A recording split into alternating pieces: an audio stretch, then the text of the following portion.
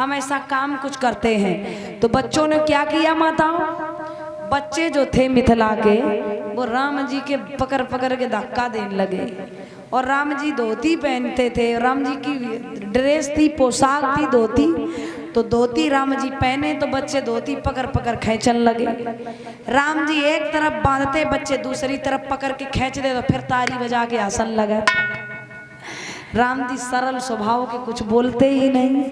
राम जी दूसरी तरफ धोती को संभालते, बच्चे आगे से खींच देते। राम जी बोले अब तो ज्यादा ही कहानी खराब हो रही है, अब जे तो खोपड़ी पे बैठ रहे, एक न मान समझी ना रहे। राम जी फिर आगे समारा तो बच्चे पीछे जाके खींच देते, धक्का और दे देते, धीरे से नगोच लेते हैं बच्चे। राम जी बोले जे बच्चा है कि बनरा है, ये पूरे बंदर लगते हैं स्वभाव से। राम जी ने कहा है बच्चों मुझे परेशान करते रहोगे, थोड़ा लक्ष्मण के पास चले जाओ, वो है। लक्ष्मण बोले अगर अम्मन ने तुम्हारे दूध पिया हो, हिम्मत हो तो आओ। भैया ये तुम्हारे पास तो परेशानी करते हैं, कपड़े खींच रहे, धोती खींच रहे, आप बांध रहे हो और देख रहे हमारी तरफ जो देखे ही के देखे। पहले से 10-10 किलोमीटर एरिया में दूर ही डरे हैं। राम जी बोले बच्चों चले ना जाओ। बच्चन ने जैसे आंखन की ओर देखो, बोले बस प्रभु माफ करो, इनके आंखन में क्रोध है, उनकी आंखें कितनी लाल है, मैं नहीं जाऊंगा। तो कहने का भाव ये है कि बच्चे वहीं जाते हैं जहां प्रेम होता है, भाव होता है ना। और बच्चे भी उन्हीं के पास में अवगुण करते हैं जहां बच्चों के प्रति बहुत बड़ा प्रेम होता है। बच्चे उन्हीं घरों में शोर मचाते हैं जहां पर उन्हें प्रेम दिखाई देता है। अब पता चले एक तमाचा गलुआ में देव खींच के और दूसरे दिन तुम चाहे रवड़ी दिखाओ, एक भी तुम्हारे पास आने वालों ना है? तो कहते मक्खी वहीं बैठती है जहां पर शहद होता है ना, मिठास होता है। तो महाराज जो बच्चे हैं राम जी सरल स्वभाव के हैं, राम जी से बड़ा लगे पड़े हैं। महाराज तब तक जनक राजा ने कहा कि हमारे यहाँ स्वयंवर चल रहा है और ये कौन है जिन्हें देख करके मुझे भी ऐसा लगा कि मेरे जन्म जन्म की सारी चिंता दूर हो गई, सारे मेरे दुख को खींच लिया है मेरी मैयाओं। उसी समय जनक ने राजा दशरथ जी से कहा, आज माफ करना राजा जनक जी ने गुरु विश्वामित्र ब्राह्मण से कहा गुरुदेव आप तो आए हो, आपके साथ में मुनवर ये कौन है, महान मूर्ति है। तो विश्वामित्र ब्राह्मण ने उत्तर दिया, रागी कुल मन दशरथ के जाए, मम हित लाग नरेश पठाए। ये दशरथ के लाडले राम और लक्ष्मण हैं, मेरी वन में सेवा सहायता के लिए आए हैं। उसी समय महाराज परीक्षित जी सुंदर जगह ठहराया, राजा जनक ने बड़ी सुंदर व्यवस्था की। अब महाराज बड़ी सुंदर जगह ठहरे हैं और जैसे संध्या वंदन हुआ तो राम और लखन धीरे धीरे गुरु के चरण दाबने लगे। और कहते हैं ये राम जी के संस्कार थे, ये स्वभाव था, ये शिक्षा थी। प्रातःकाल उठ के रघुनाथ कि प्रातःकाल उठ के रघुनाथ, माता पिता गुरु ना भई माथा। ये राम जी का स्वभाव था। प्रातः काल उठ के रघुनाथा, माता पिता गुरु ना भई माता। माता पिता के चरणों का ध्यान करना, गुरु को प्रणाम करना, सबसे पहले धरती माता को प्रणाम करना, इसके बाद गुरु के चरणों को छूना, माता पिता का सम्मान करना, चरण बंदन करना है। और आजकल क्या है, आप तो देख रहे हो आज के राम जी कैसे हैं। बोले आप प्रातः काल उठ के रघुराई और जेब में देखें मोबाइल लाई। है। आजकल बच्चों की पैर छूने की बात छोड़ो, ऐसी हैबिट पड़ गई है, ऐसा स्वभाव है, ऐसी आदतें हैं कि बिना मोबाइल के नींद नहीं जगती है। तुरंत कह दो लो बेटा मोबाइल, तुरंत एकदम मुंह चक के खड़े हो जाते हैं। तो महाराज पहले और अब में बहुत बड़ा अंतर है। कहते भी हैं कि आजकल राम जी कैसे पैर छुए, आजकल के माता पिता में भी तो अंतर है ना। वो कौशल्या के कई सुमित्रा नहीं है। आजकल के माता पिता भी कैसे हैं, आजकल के जो माँ बाप हैं वो अपने माँ बाप के नहीं पैर छूते तो औलाद काहे को पाँव छुए हैं। आप अगर अपने माँ बाप को रुलाओगे तो सोचो कि हमारी औलाद जाए छाती पे हम धरे घूम रहे, हमें सुख देगी, फूलन पे न थोड़ी तुम्हें सुलाएगी, ऐसी बढ़िया वाली मार देगी, तुम्हें मार छांट के चला देगी। तुम भी याद करोगे हमने कोई औलाद को पैदा किया है? अगर आप अपने माँ बाप को बुढ़ापे में नहीं सुख दे सकते हो तो आप भी सुख की इच्छा मत करना, आपको तो इतना दुख मिलेगा जो कभी आपने देखा नहीं होगा। महाराज यही स्वर्ग है, यही नरक है, कर्म करोगे वैसा फल मिलेगा। कर्म प्रधान विश्व राखा, जो जस करे तैसे फल चाखा। अभी करोगे तुरंत मिलेगा, अब वो सब भूल जाओ कि आज करेंगे पहले पिछले जन्म में, अब जाई जन्म में सब बारो भोगो। अगर आपने कभी आप देख लेना, जो लोग अपने माँ बाप को रोटी नहीं देते हैं उनकी भी औलाद ऐसी बढ़िया रोटी खिलाती है कि याद करते हैं। फिर कहते हैं हमने जाई के लिए कन्नो में ना दुख उठाओ तो बिन्ने का जाई के लिए दुख उठाओ तो जो रोत रोत चले गए हैं। इसीलिए कहते हैं बूढ़ा सबको होना है, अगर बचपन मिलेगा है मिला है तो जवानी जरूर आएगी, और जवानी आएगी तो बुढ़ापा जरूर आएगा, और बुढ़ापा आएगा तो महाराज दुनिया से जाना जरूर पड़ेगा। इसीलिए ऐसा किसी के साथ मत करो जो दुखी होकर के जाए, क्योंकि जिन घर में देवी देवता बहुत पूजे जाते हैं, खूब मंदिर बड़े बड़े घरों में हैं, रात दिन पूजा होती है, लेकिन पता चले जो जिंदा देवता बैठे हैं वो पानी के लिए तरस रहे। महाराज जी कहते हैं कथा भागवत जागरण हो रहे हैं, कथा भागवत यज्ञ जागरण हो रहे हैं, और घर में बैठे बैठे माँ बाप बूढ़े रो रहे हैं।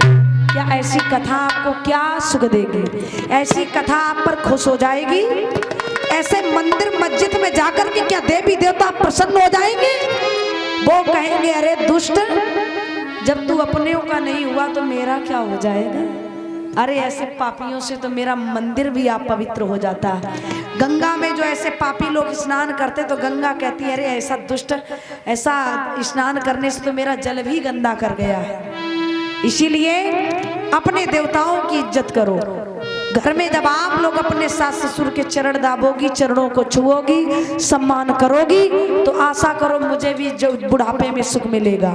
अगर आपने अपने सास ससुर को नहीं रोटी दी, कहते हैं कि माँ बाप जन्नत के द्वार होते हैं महाराज जी, लेकिन आज की दुनिया में क्या है, बवाल है। माँ बाप 4 बच्चों को पाल लेते हैं, जीवन भर दुख उठाते हैं, लेकिन 4 बच्चों से एक माँ बाप पाले नहीं जाते हैं। 6-6 महीना के लिए बंटवारा कर देते, बोले 6 महीना बा वाले लड़का की रोटी खाओ, 6 महीना बाद छोटे वाले के पास, 6 महीने के बाद बीच वाले के पास। ये बताओ ये माँ बाप भी कोई बांटने वाली चीज है? जायदाद आप लोगे, दौलत उनकी आप लोगे, अधिकार उनका आप लोगे, फिर बांटने की क्या बात है इसमें? जिन घरों में ऐसा होता है उन घरों में जीवन में सुख नहीं रहता है, उन घरों में जीवन ही कलह रहती है। बोलिए गोविंद भगवान की। इसलिए भागवत सुनने से पहले, भागवत कथा को मानने से पहले, बुरा माने तो आप लोग मान जाए, दान पुण्य करने से पहले, यज्ञ में आने से पहले अपने घर की इज्जत करना सीखो। आपके घर में जब सारे देवता हैं और वो देवताओं की जब आप इज्जत करोगी तब ये देवता आप पर कृपा करेंगे। बोली गोविंद भगवान की। याद रखना, राम जी चरण दबाते हैं, सेवा कर रहे हैं। कहते हैं कौशल्या के कई सुमित्रा ने अपने पुत्रों को बड़ी सुंदर शिक्षा और संस्कार दिए, और आजकल के माँ बाप शिक्षा तो दिलाते हैं, सारी डिग्रियां एक बाकी नहीं रखते हैं, हस्ती मिटा देते हैं, लेकिन डिग्रियों के साथ में संस्कार बहुत मायने रखते हैं। कभी आपने उनको झुकना नहीं सिखाया, तू में उनको लड़ाई सिखा दी। देवरानी जेठानी में लड़ाई हुई, तुरंत बोल दिया उनके पैर नहीं छूना, उनके घर में खाना नहीं, जाना नहीं। अरे आप तो ये सब करते ही रहे, बच्चों को क्यों ये सिखा रहे हो? वो उन्हें क्यों ये संस्कार डालो? हाँ, पैर छूने से 4 चीजें बगैर मांगे बगैर कहे मिल जाती हैं। क्या? आयुर्विद्या यशो बलम, आयुर्विद्या यश और बल, ये 4 चीजें वर्मा जी बगैर मांगे बगैर कहे प्राप्त हो जाती हैं। महाराज 4 चीजें बगैर मांगे बगैर कहे प्राप्त हो जाती हैं। और याद रखना, ऐसा ही नहीं, 4 चीजें बगैर मांगे बगैर कहे प्राप्त हो जाती हैं। इसलिए सम्मान करना सीखो। अगर आप झुकोगे उसका फल आपको मिलेगा। महाराज कौशल्या के कई सुमित्रा ने जब राम को जन्म दिया तो गीत कौन से गाए? कब राम बड़े हुई हैं। पहले होते थे बालक, क्या होते थे? बालक। अब क्या होते हैं महाराज जी? लड़का। लड़ लड़ के पैदा करे लड़का, ताई से हो गए लड़का है, वो तो लड़का ही है। माताएं क्या गाती हैं? पहले क्या गाती थी? कब राम बड़े हुई हैं, लंका पे चढ़ गई हैं, रावण को मार डरी हैं ओ माँ। आज की माताएं क्या कहती? कब लड़का बड़े हुई हैं, देसी वाले ठेका में पहुंच गई हैं, फिर नाली में डरे हुई हैं, फिर पुरखाल उतर गई हैं ओ माँ। कैसी देखो मुंह लगा के हाथ लगा के हंस रही हैं। बात सही है कि नहीं है? अब भाई पहले होते थे राम, वो बालक, वो लाल होते थे। कब लाल बड़े हुई हैं, अब होते हैं लड़का बड़े हुई हैं, तो ठेका में पहुंच गई हैं। और जब ठेका पे पहुंचेंगे तो नशा में डरे हुई हैं, नाली में हैं, और फिर पुरखाल उतर गई हैं ओ माँ। बाप तो तरेंगे तरेंगे, पुरख उनको तारेंगे नाती है। तो पहले और अब में बहुत बड़ा अंतर है। राम जी चरण दबा रहे गुरु जी के, चरण दावते दावते गुरु विश्वामित्र ब्राह्मण ने कहा, बेटा लक्ष्मण, हाँ गुरुदेव, पूजा का समय हो गया, पुष्प लेकर आऊं। शिष्य वही है जो गुरु के कहने से पहले समझ जाए गुरु को क्या जरूरत है।